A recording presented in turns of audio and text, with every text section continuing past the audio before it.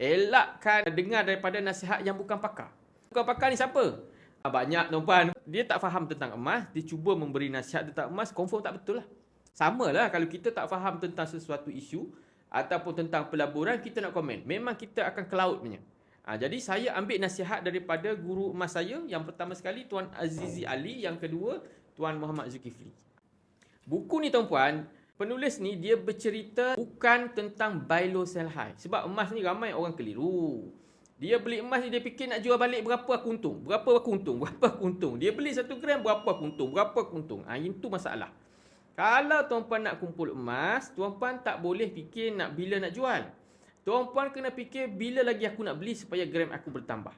Jadi buku ni menceritakan kepada saya, kepada kita semualah. Buku ni bukan calang-calang best seller. Buku ni laku keras sebenarnya. Saya sendiri jual buku ni lah. Saya bukan jual, saya jual tu supaya orang faham. Saya bukan jual nak untung, saya jual supaya memudahkan orang nak beli. Dekat 200 buah buku dah kepada penyimpan emas di bawah bimbingan saya. Dia dalam buku ni menceritakan kelebihan kita mengumpul emas dari sudut simpanan, bukan pelaburan.